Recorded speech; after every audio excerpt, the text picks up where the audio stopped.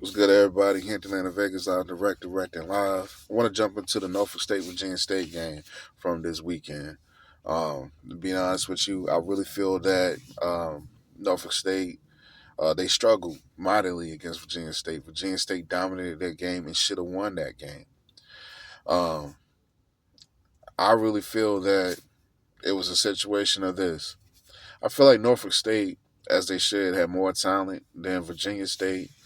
But with all due respect to Vic, I love Vic as a player. I looked up to him as a kid. But if we're talking about coaching, it was clear as day that you know that was a better coaching job from Dr. Henry Frazier's side from Virginia State, and that's only because of him being an experienced coach and Vic still learning. You know, and then two, it's a whole new situation in Norfolk State, but that's still no excuse. And I'm just gonna be real with everybody. It's no excuse for what happened Saturday. Norfolk State is a Division 1 FCS program. They play in, you know, the subdivision of FBS, well, under FBS, I should say. And then Virginia State, they play at a level below at the Division 2 level. Every year they have teams that play each other at different levels. So some of these games are cupcake games, meaning that they should be easy to win. Um, Sometimes you might have a good lower level team versus a team that's mid or not good, and the game's competitive. So, and I think this is the case right now because Norfolk State is still trying to figure out their way. Right now, in my opinion, it's a team that they have to work their way to being good. I still think that it's not where they should be. However, the positives from that game is the fact that Norfolk State uh, rallied, together, scored 21 points in the fourth quarter for the victory. But here's the problem, though. That game, to a lot of people, went to Norfolk State, root for Norfolk State, 757 and whatnot. They celebrate that game. They was like, man, it's an awesome game. It was an awesome game. But this is not a good sign for Norfolk State at all, for the most part. And the reason why I say that is because, again, Virginia State is a Division 2 team.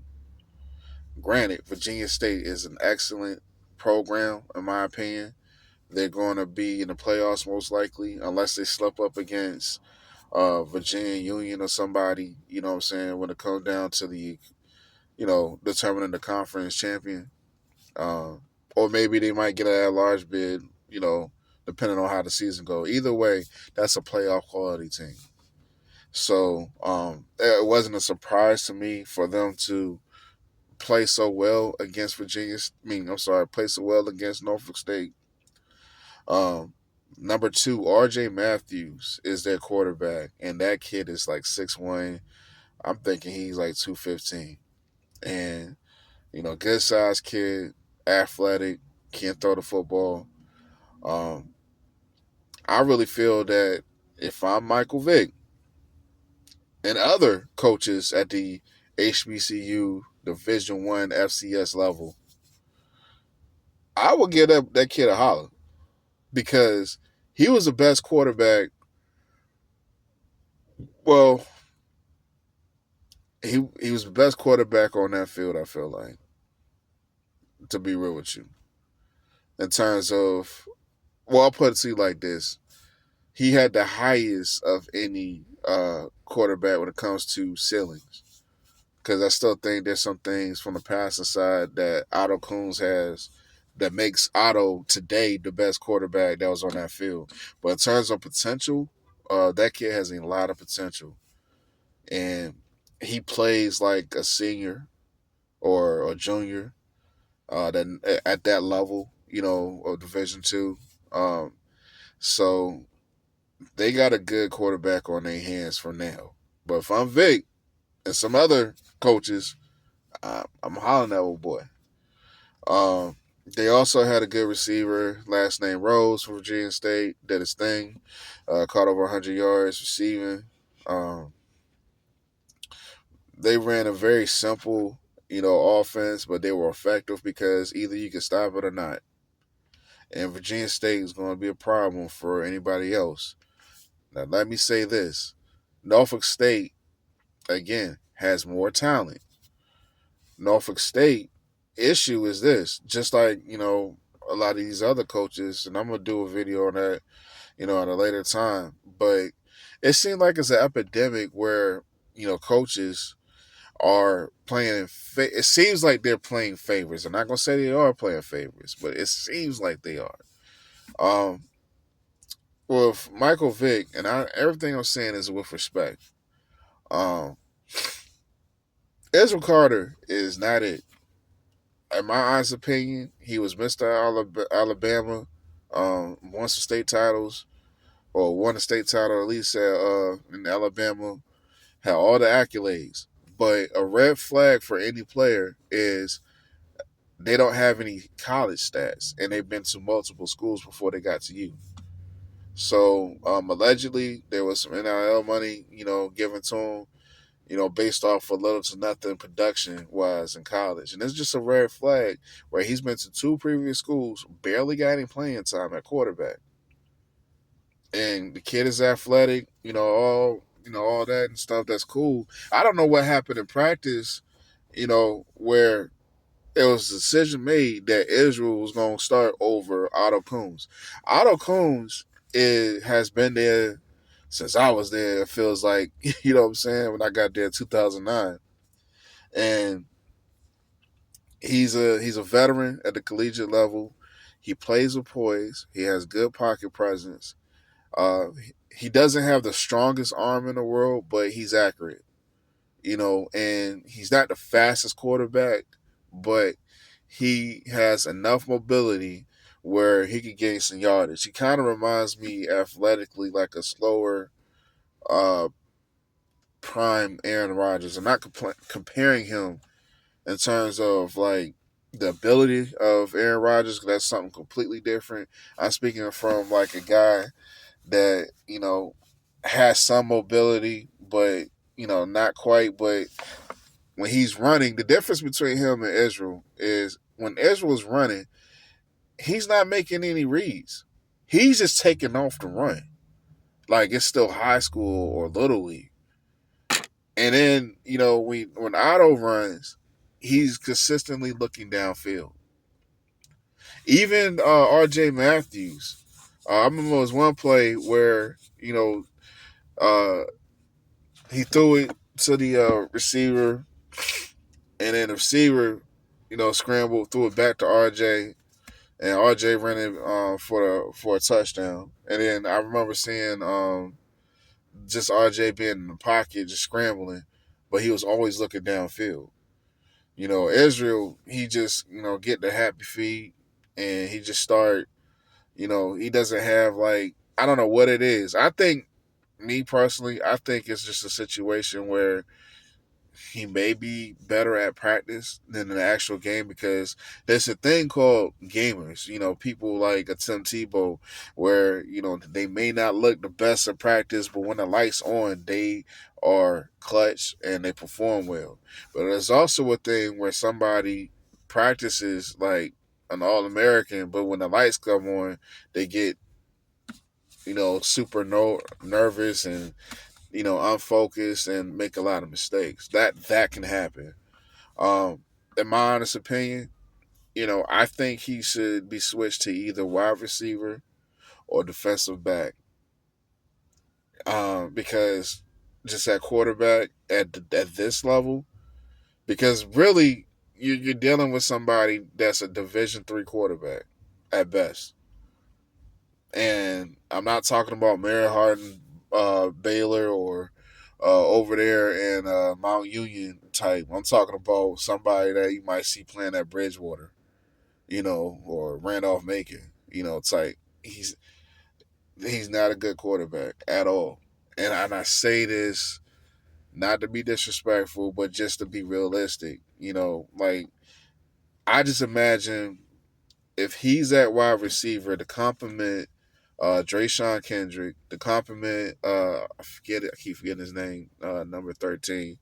But I'm just saying, somebody that's athletic like him, that's like the third guy, that can do some things potentially.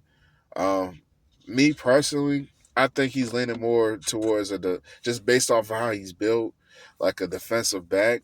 Um, so I mean, that's what I honestly recommend because he's not the answer at all ever at quarterback. He shouldn't even. He should just be emergency quarterback. That's how bad it was. The last two games. But Otto, like I said, he got good poise when he's, looking down the field. He's making his reads. He doesn't hesitate. He plays with confidence. And then there's something where, you know, uh, certain guys have a certain magnetism where they can energize like everybody else, on a team versus, uh, you just go out there and you just go through the motions. There's a thing, with that. And Otto has that thing, and like I said, if I'm, the coaching staff at Norfolk State, I'm sure they are already, reaching out to different people for next year. But you gotta like solidify your depth at quarterback. A good example of a team that's done a great job with quarterbacks is Alabama A&M. Um, at one point in time, they had Quad Brown, they had uh, Quincy Casey, and they had it was another guy I can't think of right now. But they consistently have guys that are capable and playing the quarterback position. And you really need two solid quarterbacks, you know, for times like this. Look at North Carolina A&T. They're down to their fifth quarterback now because two got hurt before the season, two got hurt after the season started, and it's week 3. You see what I'm saying? So like, it's just quarterback is such an essential position. In my honest opinion, it's gonna sound a little weird what I'm about to say, but like the most important position is offense and defensive line, whether you want to put one or the other. But then after that, it's quarterback. Because if you can't protect your quarterback and you can't make sure that you put your team in a good, position with pressure, push the team back where, they punting from deep in their territory and you getting good field position, you got to help your offense out. So, but with the quarterback, once you get the lines established, because you can have like a tremendous offensive line and average skill players and win championships. Ask the Baltimore Ravens in 2000. But anyways, um, here's my point. What I'm saying is, with like the quarterback position, it just got to be better analysis, especially when you were one of the greatest, you know, to a lot of people. Um, Especially around here. That's just you just can't have that. And then like the play calling, we have to get more diverse in the play calling. I really feel like again, I don't think Norfolk State has the players to run a spread offense. I even with Otto, I think that with a quarterback like Otto, a West Coast style, a pro style offense is better. You got 3 solid running backs between Biles, Laudermilk, and Kevon King. I would give those guys like a lot of carries between the three of them. Kevon should get the most. I feel like Kevon should get like 15 to 20 carries, a game. And then you can split off like the rest of them between the other two. Um, and then like you got 2 solid receivers on the outside, and then I'm sure you can have like a tight end because like if we just keep it in spread, there's gonna be times like when Israel fumbled because he's not used to being under center. You know what I'm saying? Like there's not enough reps under that based off of what happened with Virginia State running back for a touchdown.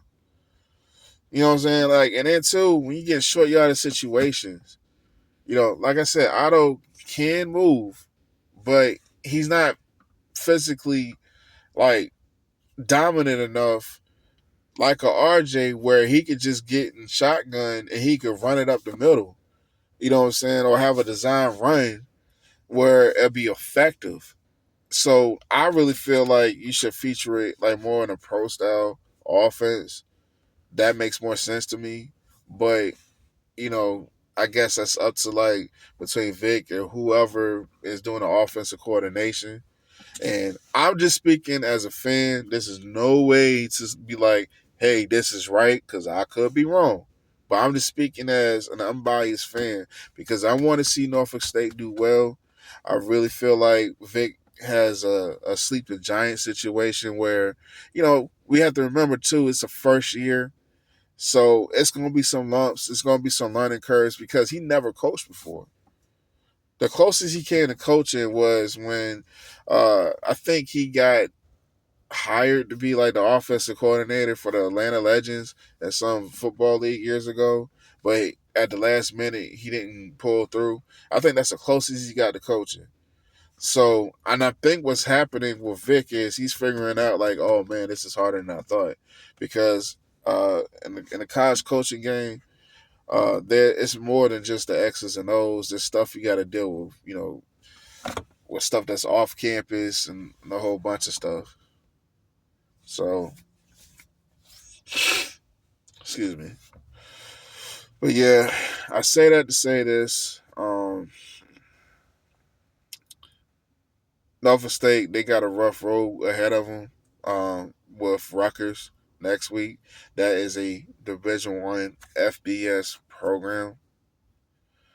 When I tell y'all that that is a game that you cannot try somebody that's uncertain in the pocket, that makes bad throwing decisions like an Izzy, because if you try him out there, I guarantee you, Rutgers going to put at least 21 points in the first quarter, and that's being nice.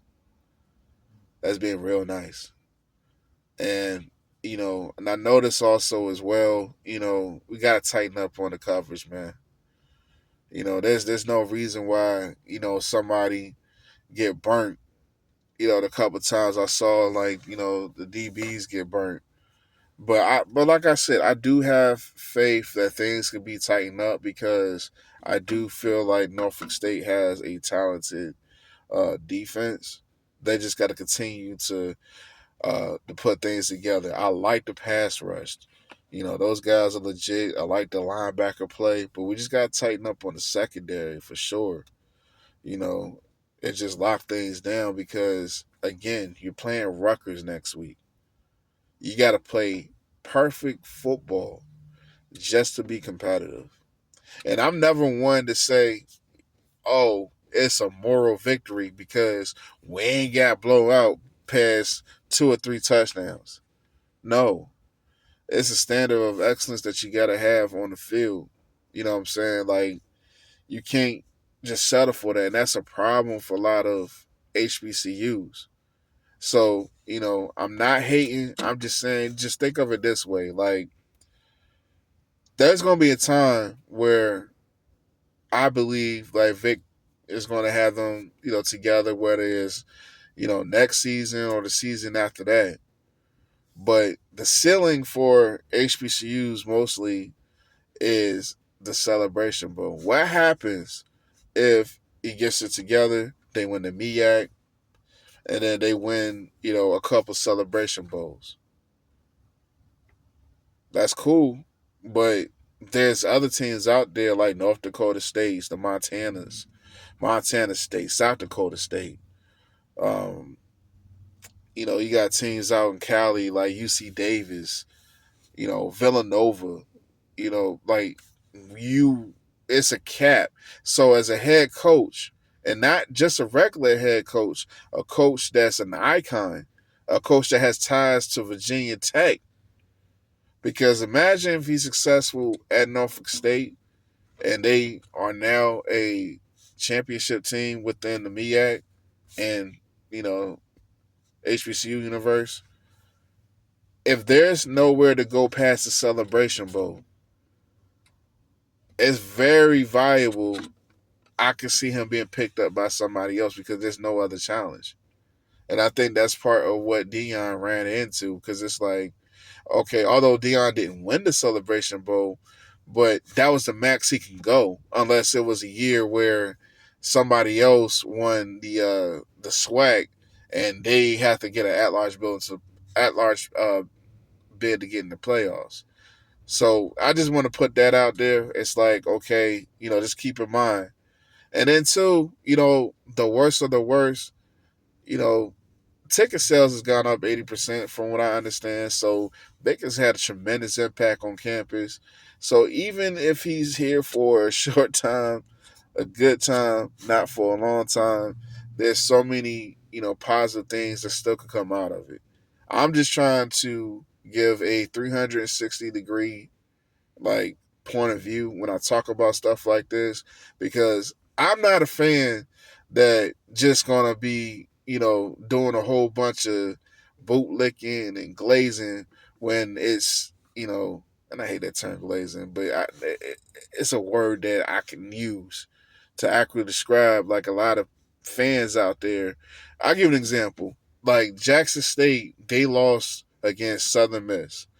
Jackson State, in my honest opinion, is the best, in terms of talent, college football. I mean, black college football team out there.